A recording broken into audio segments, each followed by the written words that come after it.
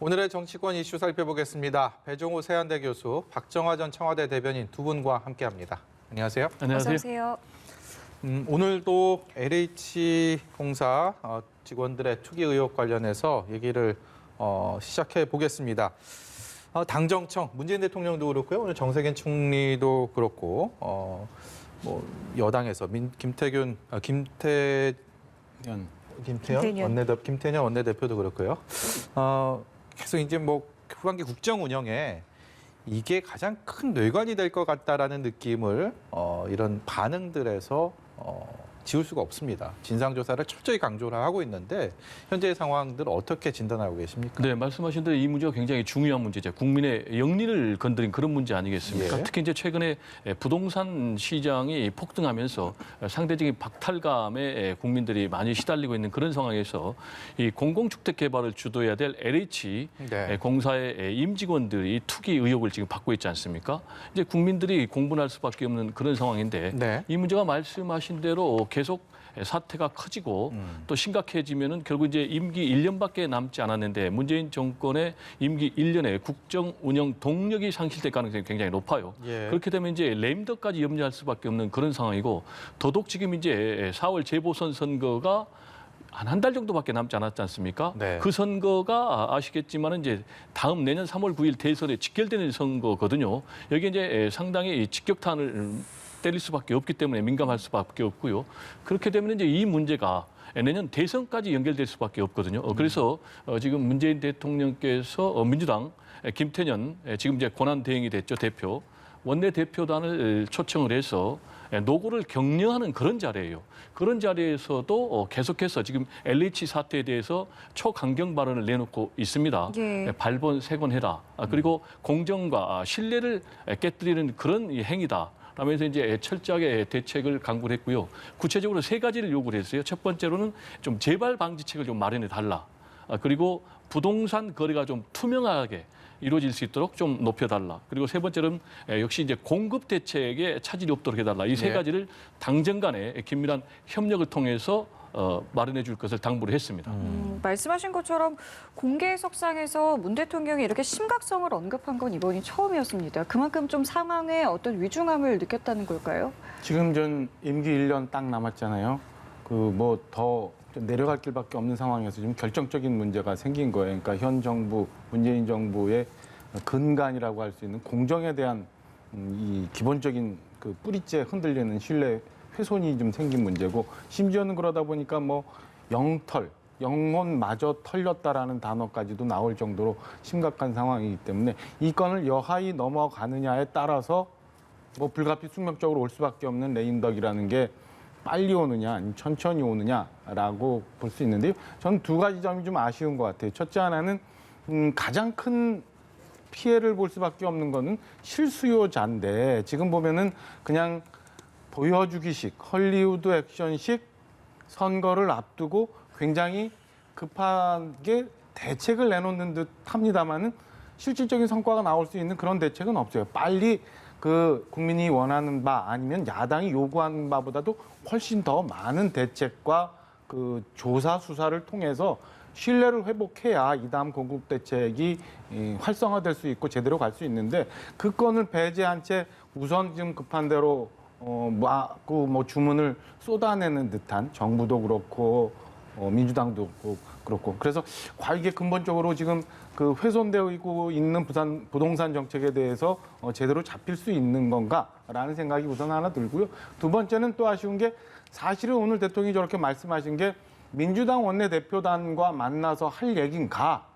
사실은 저게 제가 볼 때는 국무위원들과 얘기를 했거나 아니면 수석보좌관 회의에서 했어야지 왜 민주당 원내대표단과 얘기를 했어야 하는가라는 생각이 듭니다. 물론 지금 장소와 시간이 민주당 원내대표단 만나야 되는 상황이라 그렇게 말씀을 하셨겠지만, 그래도 정부의 수장으로서, 행정부의 수장으로서 지금의 문제를 해결하기 위해서는 정부가 우선 나가야 되는데 민주당이 입법을 요구하고 민주당이 공급 대책을 요구한다는 게 과연 맞는 건가? 라는 생각도 좀 일간 들었습니다. 예, 그래서요. 이 여당은 지금 처벌과 예방 시스템을 동시에 입법으로 마련한다라는 계획을 갖고 있고요. 여기에 대해서 야당은 경질론에 힘을 싣고 있는데 여야의 목소리 듣고 대담 이어가도록 하겠습니다.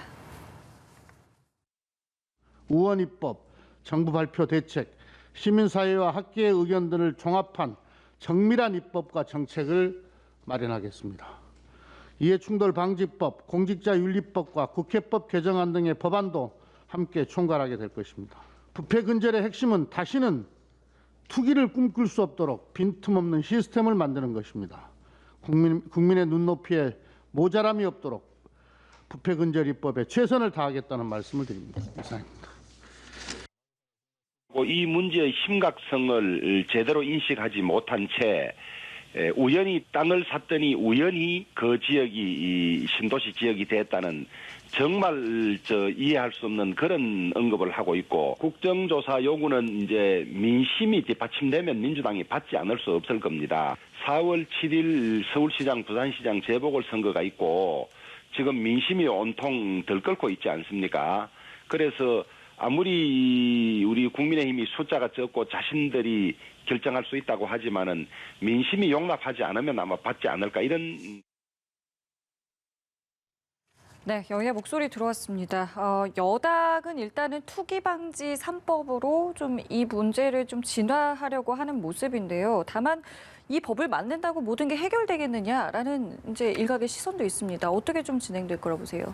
일단 이 문제는요, 철저한 조사와 수사가 이루어져야 되겠고요. 그리고 두 번째로는 법적 제도적인 미비점이 있으면 입법을 통해서 이런 미비점을 보완할 수밖에 없는 그런 상황이죠.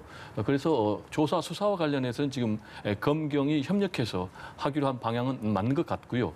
지금 이제 구체적으로 필요한 부동산 3법, 투기 방지 3법이 하나는 이제 공공주택 특별법이거든요. 이것과 관련해서는 이제 징벌적 벌금을 부과하겠다. 예를 들면은 부당 이익을 얻었다면 거기에 한 3배에서 많게는 5배까지 부과하도록 하자라고 지금 심상정 전 대표가 강력하게 주장을 하고 있는 그런 상황이고요. 그리고 두 번째는 이제 공직자윤리법 관련해서 실수요 외에 토지 거래를 제한하도록 하고 있습니다. 그리고 또 관련해서는 뭐 부동산 등록을 하도록 하자라는 이제 그런 방안도 나오고 있고요.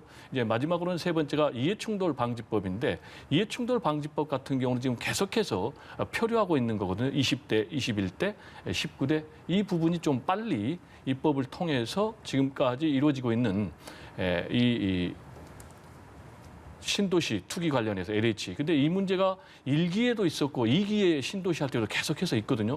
그럼 결국은 이것과 관련해서는 정치권이 사실상 방치했다. 그래서 일부 굉장히 비판적인 시민단체에서는 지금 LH 공사뿐만이 아니고 정치권까지 카르텔 형성해서 이걸 방관하고 있다라는 비난에 직면하고 있는 상황이기 때문에 지금 이제 김태년 원내대표가 이번 이제 3월 임시국회 안에 확실하게 법을 보완하겠다고 했으니까 이번만큼은 좀 통과되고 처리되길 좀 기대를 해봅니다. 이 집권당에서 법안을 이렇게 강하게 처리하겠다는 의지를 보이는 거는 물론 뭐 박수 칠 만한 일이긴 합니다만 왜 이 시점에, 그리고 이 법안의 취지에 대해서 공감하지 못하시는 분들은 없으실 겁니다. 당연히 뭐 제정돼야 되는 법안이긴 하지만 이 상황에서 아직 조사도 끝나지 않은 상황에서 이게 소급도 되지 않는데 이 법안을 무리하게 추진하는 게 아닌가. 그러니까 선후 관계에 있어서 이것이 가장 먼저 가야 되는지에 대해서는 좀 물음표가 따라 붙는 것 같습니다. 그 부분에 대해서 아까 말씀드린 것처럼 지금 여권의 대책이라는 게 아무 말 대잔치 같은 느낌이 들어요. 지금 LH 사태에 대해서 본안을 보면 두 가지가 있는데, 하나는 지금 그 택지지구가 개발이 지정이 되면서 이 안에서 있을 수 없는 불공정한 사태가 생겨서 LH 직원들이 부당이익을 취할 수 있는 상황이 있었다는 거 하나고요. 네. 두 번째 하나는 그럼에도 불구하고 실수요자들의 대책을 마련해 줄 수 있는 부동산 정책이 계속 진행돼야 된다는 거거든요. 제가 만약에 선대로부터 갖고 있는 땅에서 농사를 짓고 있는데 어느 날 갑자기 거기가 택지지구로 지정이 돼서 보상을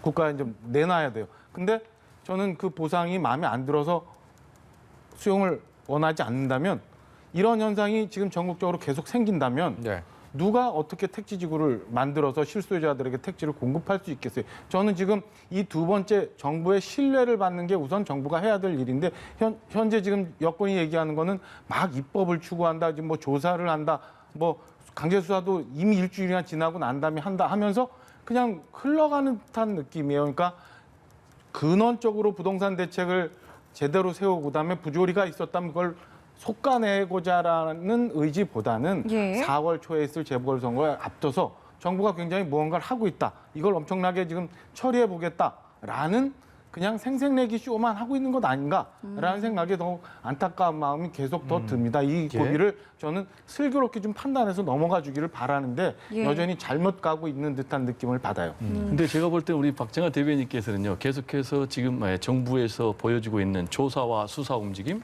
그리고 정치권에서 진행되고 있는 입법 움직임에 대해서 부정적으로만 얘기를 하시는데 지금 상황에서는 가장 큰 원칙이 국민적 의혹을 해소를 해줘야 돼요. 그러려면은 확실하게 성역 없이 수사를 해야 되고요. 그러려면 수사, 조사해야 되고요. 예. 그리고 재발이 방지가 돼야 돼요. 왜냐하면 1기 신도시 때도 있었거든요. 2기 신도시 때도 있었고 그러면 재발 방지하기 위해서는 결국은 제도적으로, 법적으로 보완을 할 수밖에 없거든요. 그래서 지금 이제 LH 임직원을 처벌하려면은 부패방지법에 의해서 처벌해야 되는데 현재 이제 부패방지법으로 처벌하려면은 미실현 이익에 대해서는 처벌할 수가 없어요. 네. 그리고 소급 적용을 할 수가 없어요. 그래서 이 부분을 어떻게 법적으로 제도적으로 마련할 것인가라는 부분과 관련해서는 여야가 따로 없으니까 여야가 힘을 합쳐서 예. 머리를 맞대서 법적인 또 제도적인 장치를 마련한 것이 지금은 당연한 그런 상황이 아닌가 이렇게 생각이 됩니다. 저는 뭐 여당에서 지금 말씀하신 것처럼 입법 활동하는 거에 대해서 반대하는 게 전혀 아니에요. 지금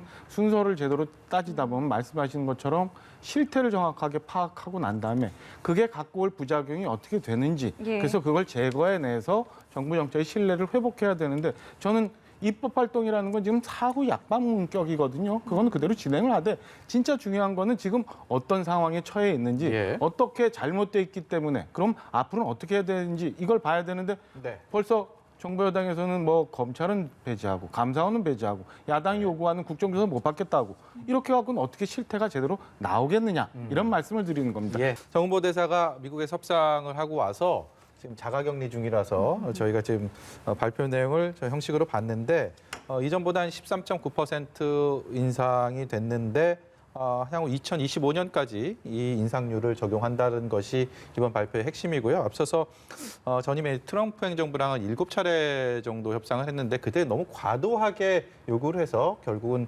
협상이 타결을 보지 못했는데 바이든 행정부 출범 이후 46일 만이라고 합니다. 46일 만에 일단 한미가 협상을 타결했다는 소식입니다.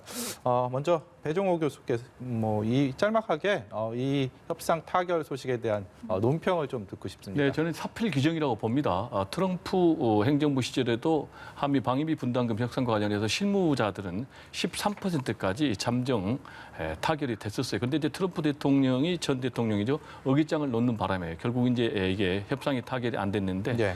지금 바이든 미 행정부 들어와서 말씀하신 대로 40여일 만에 빠르게 타결이 됐어요.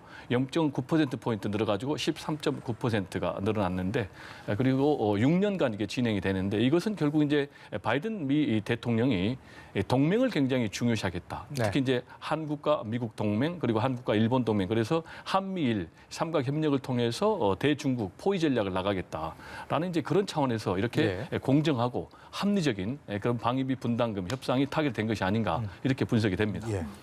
1년 반 동안 너무 오랫동안 뭐 오늘하고 국민들도 굉장히 걱정하고 지쳐 있었고 그다음에 급격한 인상에 대한 우려 때문에 걱정을 했는데 다행히 뭐 단연간 그리고 뭐 우리가 부담할 수 있는 수준에서의 인상으로 타결이 됐다니까 굉장히 다행스럽게 생각을 합니다.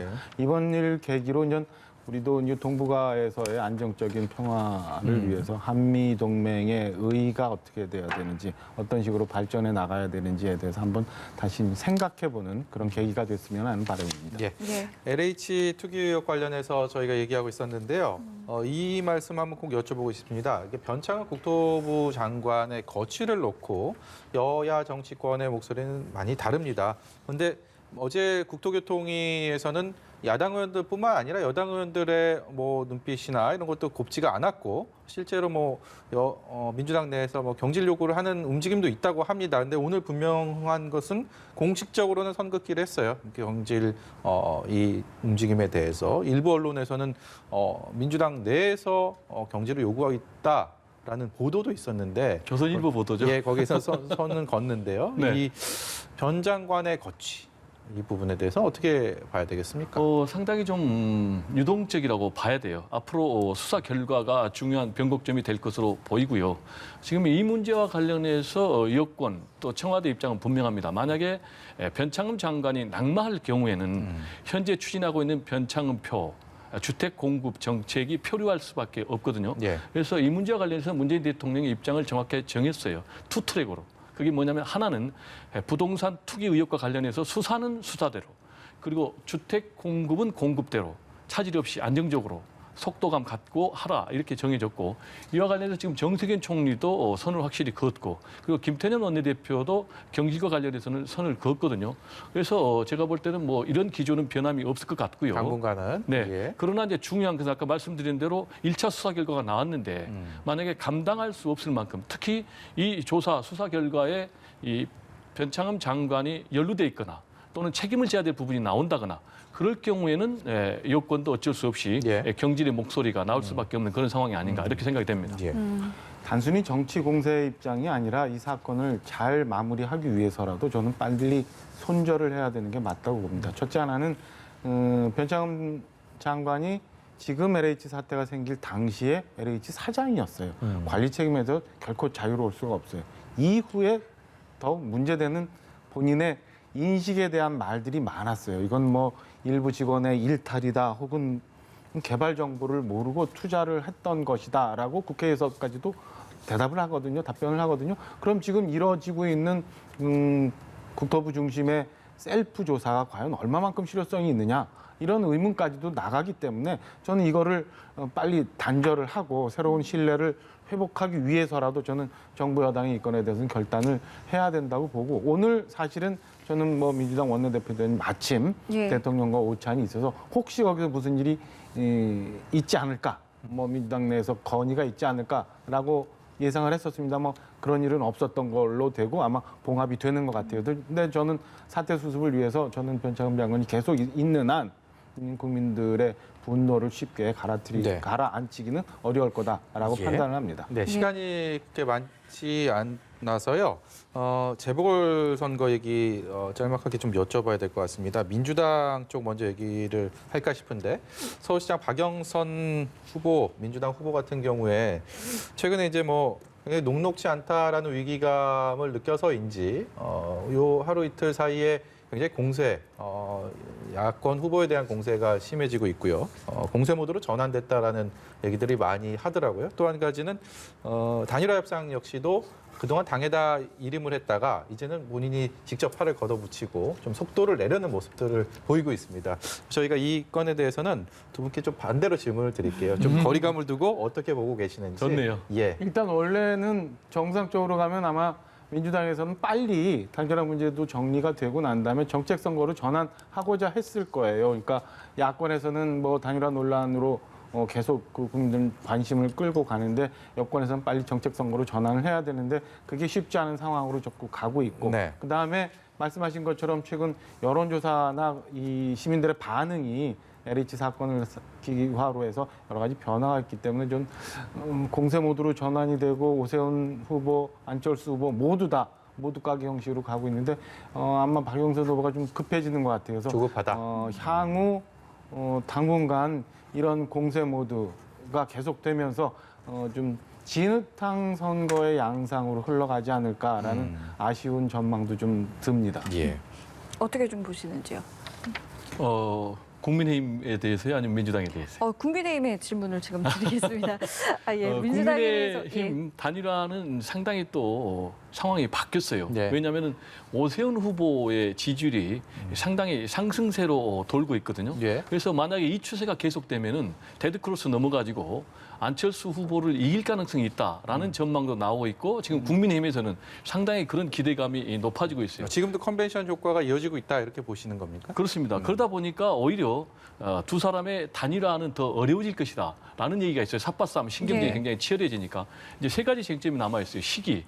지금 오세훈 후보 측은 천천히 하자. 왜냐하면 계속해서 지금 몸집이 커가고 있기 때문에 반대로 안철수 측에서는 빨리 하자. 그래서 단일화 방식을 정하자라는 예. 이제 그런 차이가 있고, 그다음에 이제 오세훈 전 시장 같은 경우는 굉장히 시정 경력이 있고, 그리고 또 달변이니까 TV 토론 많이 하자, 예. 먼저 하자. 그런데 지금 안철수 후보 측에서는 TV 토론보다는 단일화 방식을 먼저 정하자라는 문제. 그리고 문항은 역시 계속 나왔지만은 경쟁력이냐 적합도냐 이걸 하니까요 한 2%포인트가 차이가 나면서요 순위가 서로 바뀌는 거예요. 그래서 이 세 가지 가지고 굉장히 치열한 싸움을 벌일 텐데 어쨌든 안 하면은 피차 공멸이니까 될 가능성이 훨씬 높다고 보이고요. 예. 다만 될 경우에 누가 이기느냐에 따라서 야권의 재편이 어떻게 되느냐라는 네. 문제.